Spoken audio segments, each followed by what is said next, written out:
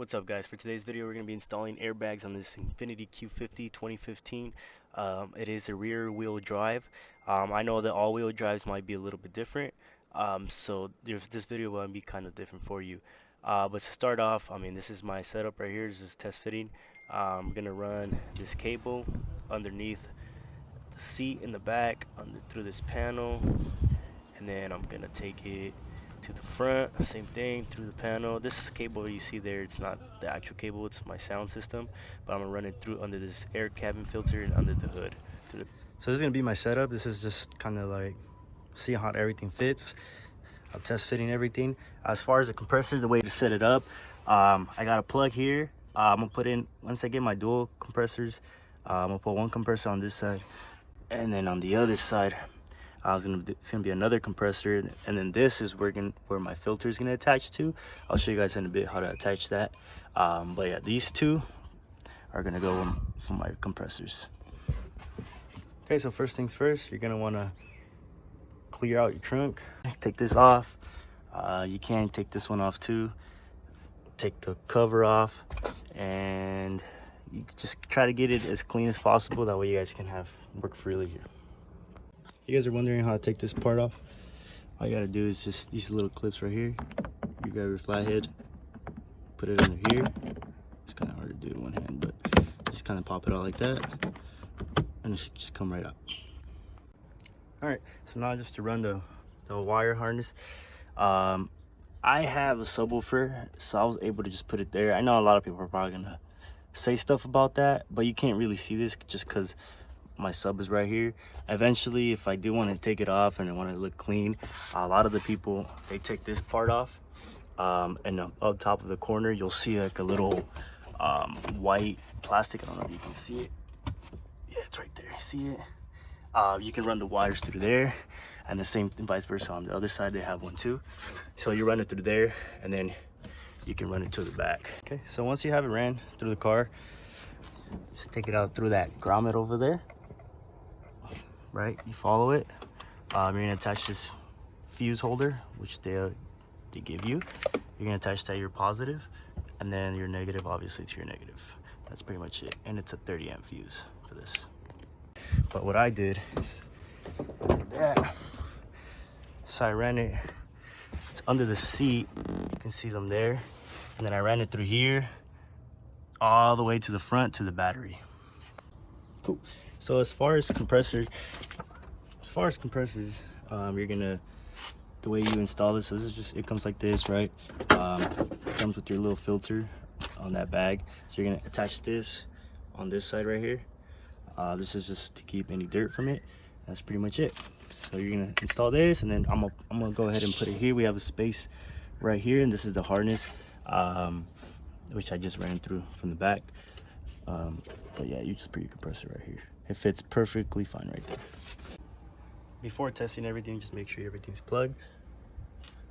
This pink wire here, you're supposed to connect it to not an accessory, but you're supposed to connect it to ignition. A lot of people here say you got to connect it to an accessory. No, because you're not supposed to. So if your little controller shuts off as soon as you start the car, that's not a true that's not a true ignition. So ignition would be your fuel pump, your ECU, stuff like that. So as for me, I have it here, and I actually connected that remote wire as a true ignition. It's not an accessory, so I have that good. But for you guys are gonna have to look for ECU cable, fuel pump. If you guys don't have that ignition power source with the audio amplifier like I have, you guys want to come and connect it down here. You guys are gonna want to use where it says ignition power 10A, which is that one right there, that bottom one. So that one turns on when the ignition's on, only when it's on, and then it'll turn off when you turn off the car. That's for you guys. This is a 2015. I'm not sure, it should be the same from like 2014 all the way to 2017 at least. It might differ on the 2018 models, but just double check that. Just look for a fuse that says ignition power electrical parts. Now the only downside about plugging it in there, is you gotta go to AutoZone. You gotta buy one of these. For the Q50s, they're not those like ordinary fuses you see how this one has like that plastic in between. So you're gonna want to go ahead and buy that. This is what it's called, ATM. Make sure it says ATM LP. So what this does is just taps into the fuse box, and then you just plug your cable on this, and then you got to grab the original fuse from where you're pulling out. You put that on top in there, and then it just completes your circuit. So once you have everything plugged in, it should look something like this. So you're gonna put in your pink wire is gonna be on this. You're still gonna use that 3 amp fuse. Don't forget to put that. And then on the fuse box, see how that connection's right there? I just plugged that in. That fuse is on top, and you just crimp it on this, and that should be it. Okay, what I like to do too, first is once you connect it on the battery, I make sure, even though it's nothing ran yet, I make sure that this powers on when I turn on my car. Make sure everything's wired well, and we should be good. It looks good. And then I do that before I even connect anything, just to make sure everything's wired first, because I don't want to do everything and it just happens to be that I wired something wrong. All right, so we're gonna move on with the front. We're gonna start off with the front actually. We're gonna change these right here. We're gonna take this bolt off, which is a 3/4. This one, 9/16, and then these two, if you can see them right here. You gotta take this whole plate off in order for this strut to come off. All right, so once you take that bolt off, this is just like a long stud, so this will come off, but you're gonna want to loosen this up a little bit. That way you can have play moving it around and out. And they're gonna come back up here to the engine bay. You're gonna take these 3 bolts. These are 12 millimeters. You're gonna take those off in order for the strut to come off. Okay, so once the fronts are done, once you got everything bolted on, make sure you torque them. I'll give you guys the torque specs in a bit. Just verify you have enough clearance. Make sure that bag is not rubbing on anything. A lot of the times when bags pop or whatever reason, it's because they're always rubbing on something. So just make sure you have clearance. Plug this in first, right? I'm probably gonna run this like inside of this. So I just got this one and the other side done. I'm gonna run, I still gotta do the rear. I'm gonna run the airlines now, just cause once I get like all the airlines coming out of here, I'm not gonna know which one's which. So I'd rather just do it individually right now, the first 2 in the front, and then focus on the rear after. Just because on this, you gotta know which one. So you see where it says FL, FR is front left, front right. So you just gotta make sure you plug them in right. All right, so once everything's set up in the front, go ahead and run the airlines. I'm gonna use this grommet right here. As you see, I already ran one, which is the right side. Now I'm gonna run the left side, and I'm gonna show you guys how to do it. Like I suggested, I would suggest running it individually, just so you know which goes where. So this one so far is right, left, and right, front, right. And then make sure you guys use this. If not, if the airlift doesn't provide this, use a sharp, because you don't want to cut. See how this one's factory cut, but you see how it's in an angle. You don't want that, because then you start having leaks. So you kind of want like this, nice and square cut. So this tool helps you cut it like that. So make sure you guys use this. Okay, so this is the grommet on the trunk. So it looks under. So I ran that line, as you can see. I ran it, zip tied it right there. You want to keep it away from the exhaust, because obviously you don't want it to melt and cause leaks. Zip tied it here. It's gonna go here, but I'm not really done yet because I still got to do the backs. But I'm gonna put this like that right behind. I ran it through under here, and then I grabbed it. I ran this in here in the wheel well, and then let me show you the bottom. So I kind of zip tied it right here, and this panel right here, you see these bolts? They're 10 millimeters. Take all of them off. You'll be able to pop them off a little bit. Pop this off a little bit. Put this inside of it. That way you protect it, and just run it like that, and then from to the back. It's not too hard. Pretty simple. All right, once all that is done, we're gonna move on to the back. The back, take off obviously the bottom seat.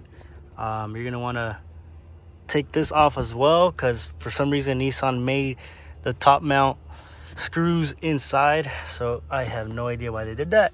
But we're gonna take off one, I believe there's 4 of them, 2, 3, and then 4 in the other corner.